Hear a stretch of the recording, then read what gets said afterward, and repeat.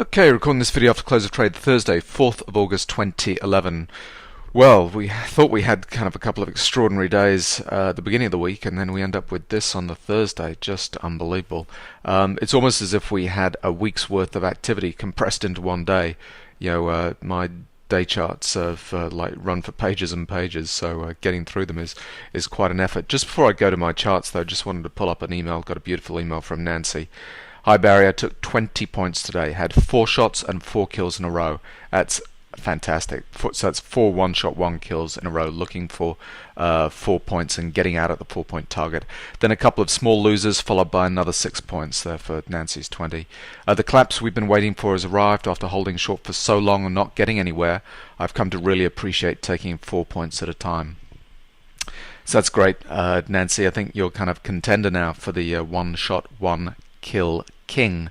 I've got Warren H kind of doing his best each day to send me emails with all his fantastic performance numbers, which I really appreciate. It's great to hear traders doing well. So what to say about today? Looking at the charts, so 4.2 million contracts traded. So now this looks like capitulation volume with that kind of activity. So there'll be kind of certainly people kind of coming in and buying the lows here, so we'll get a bounce at some point. However, I've been talking about the 45-minute chart and how we're looking for an end of trend on this chart before this thing kind of reverses and go the other way. Let me just show you what, so on the daily chart we have a cyclical swing. We kind of broke through support and then beta sine wave kind of made this into a cyclical high here, trailing down to a cyclical low. So we're looking for that cyclical low. Now, just explain really quickly what I'm talking about is cycle moves in higher time frames are equivalent to trend moves in lower time frames. So this will be a cycle move, kind of high to low, when this can kind of signals and goes off, and that needs to be backed up with a similar trend move on the lower time frame. In the lower time frame I go down a couple of time frames, so down from a daily chart, which is 405 minutes, down 2 time frames gets you down to 45 minutes. So 45 times 9, which is 3 times 3, is 405 minutes. So, and that's all I'm doing with my day trades. When I'm looking at 500 tip bar chart times 3 times 3, gets you to 1500 and then 4500. So that's why I'm looking at these kind of multiples between time frames. So if this is the daily swing, what I'm looking for on the intraday chart, the lower time frame, the 45-minute chart, is a pullback to end of trend. Similar to we got a pullback to end of trend. It's just printed there, just above the top of the chart there. Pullback to end of trend. Kind of signaling these swings. So that's what we're looking for before this is over, and I think we're going to get it. Well, we'll see. Kind of we've got Friday tomorrow. Friday has a little bit of a bullish bias. I just think after the damage today, it'll be interesting to see. We'll obviously get some follow through from the amateurs, kind of panicking and selling out their positions Friday morning. But I think that's just kind of more opportunities for the professionals to step in. In terms of trend line, better X trend and trend line. So first of all, this is the better X trend. So you see we're just trailing this stop down. It was kind of nicely signaled above 1320 when this kind of reversed and went the other way. So we're now down below 1200. The stop's been trailed down, but it's a heck of a long way away at 1258. So let's see if we get some kind of bounce and kind of push it all the way down. So this is suggesting obviously this kind of downtrend is not over in terms of this time frame. And when we look at the trend line charts, here we go. This is all the damage that's been done when you look at this thing. So congestion zone, getting tighter and tighter with all these white bars here. We were just playing the highs and lows of these kind of rising and falling trend lines. Break through it, bang, there we go. And my old friend the hypothesis chart. Yesterday I was looking, when we had the kind of reversal point yesterday, I was thinking, we almost touched, where I thought it might go to, and then today we cracked on through it. So, but in terms of timing, this is about the right time to see some kind of reversal. Let's see. I was estimating weak reversals here on these ones and a strong reversal here. We've had kind of strong reversals here. We might get a weak reversal here. So Let's see. And I actually got an email from, I forget who it was, I beg your pardon. You're probably listening to this video, and they asked for this indicator, the hypothesis indicator. It's just trend lines drawn on a chart. There's no indicator here. I just made this up at this point on the chart back in, I think that was mid-June, and then at this point here, I just made up these lines and plotted them on the chart, and then just left them as is, just adjusted for the rollover, and then left them as is. So it's not an indicator as per se. In terms of the long-term charts, 13,500 tip bar chart. Yesterday, didn't do a video yesterday. Not sure why. Just wasn't in the mood. End of trend yesterday. Almost caught this low. It was just a fraction early on this little kind of kick up, and it was a flush pattern kind of down here, and that led to yesterday's rally. You can see coming into the close, though, there was all these blue fractional bars, kind of bearish divergence. We get a spike up with Rambo pattern overnight, and then the pre-open, we kind of settle at this 1240 kind of cyclical support, break through it. And so on this 13,500 tip bar chart, you can see we made end of trend here. But we kept on sinking through, more blue fractional bars kind of coming here. If we kind of stick to the the interpretations of these things, on this end of trend, we got a bounce because we'd had our exhaustion selling prior on the peak, the kind of left shoulder prior, and flushed down here. So that was kind of showing that the volume, the surges in volume, were kind of matching the surges in price, because remember, these are non-correlated. Better sine wave, it's just looking at price. Better momentum is just looking at volume. On this kind of surge down, we get our exhaustion selling, first one here and second one here, at the end of trend or after the end of trend. So in this time frame, we actually need to be looking for pullbacks, I beg your pardon, second cyclical turns after end of trend. The other interesting note to point out, 13,500 tip bar chart, this end of trend, when you go up to the next highest time frame, was this point here, and on the 40,500 we kind of shot back into a pullback in a downtrend signal here, and then went to our end of trend and just burst through it. Coming into that end of trend, we did not have blue fractional bars kind of coming in, and the flush signals kind of came later. So remember, we need everything almost to kind of come together. You can't just use one of these or two of these. We need to see professionals active, the volume starting to show divergence pattern, flush patterns, and turn around, and then price to kind of cooperate on a better sine wave.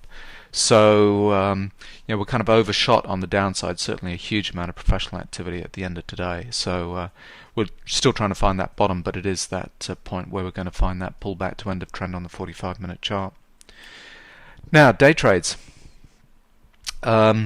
Interesting on the 4,500 tip bar chart, which is what I'm using for trend, that with today's activity, it really was a question of bouncing backwards and forwards between cyclical highs and lows. So highs and lows here, kind of all the way down, if you like. We didn't actually get any kind of trend moves. So I think we'll need to see that tomorrow. So we're kind of at the kind of a place below cyclical support here that will get a pullback to end of trend, I'd have guessed, down here. But it was interesting that we didn't get that on the 4,500 tip bar chart, the way this was kind of developing during the day. But there was plenty of opportunities for great little kind of signals kind of early on. Let me just point out a couple. So early on here at this point here, we'd had cyclical support come in on the 4,500 tip bar chart. It had exhaustion selling, but no divergence pattern, so this thing wasn't turning around at this point. But let's go to the 500 tip bar chart at this point here. That was an end of trend. Professional activity kind of coming in, signaled a nice low, and rallied up to this point here, which was a cyclical resistance on the 4,500 tip bar chart. On the 500 tip bar chart, ended up being beautiful end of trend up here with flush signals, professional activity here, market sold off again. So I mean, there were plenty of nice little trades. This one here, end of trend at this point here, was equivalent on the 4,500 tip bar chart to this cyclical resistance. I actually traded that one on the way down, I'm pretty sure. That then ended finally with an end of trend kind of down here. And then there was a monster kind of pattern around this point here at 25, where we had convergence on the an end of trend on the 1500 tip bar chart. Here you can see exhaustion buying, bearish divergence, amateur bars, Rambo right at the high here. And on the 500 tip bar chart, it was also an end of trend, professionals, bearish divergence, kind of rolling over. And that was here on the 4,500 tip bar chart. So there was a heap of. That's what I was saying. It's like this was almost like a week compressed into a day. There's so much activity, and so many of these kind of signals kind of going off. First couple of trades I traded badly. I was down 4.5 points after my first two trades, but I then had a 3-point and a 6-point winner. So I kind of made it back and was up 4.5 at the end of the day when I finished up, and I was going to bed and stopping trading at when the market reached kind of 12.28. So I think we were kind of down in this kind of zone around here. So I didn't even see this activity during the day because I was in my bed. But I was quite proud of the fact that I took a 6-point winner on my last trade. And just to show, turned around a losing day from a negative 4.5 points to a positive 4.5 points. So, the swing for me was a 9-point swing. So, we also had the volatility and the range today to be able to make that possible. So, I'm not saying that was like super good shooting on my part. It was just that we were lucky enough to have good enough ranges and volatilities. The thing was moving so fast that it was possible to get back in the black. So there we go. I'll tag on my day trades. Thing to do is not to panic. Is to try and kind of make it back when you're down, and when you finally get the trend direction right, which is what I did in my last two trades, particularly the last one, is to hold longer than the 4 points that I'm always either cutting short my profit targets. Luckily on that one I kind of pushed it out to 6 and got taken out at 6, so I was lucky. Anyway, so fascinating day. Now I'm just going to make one last point about the risk-on charts, which I think is kind of interesting.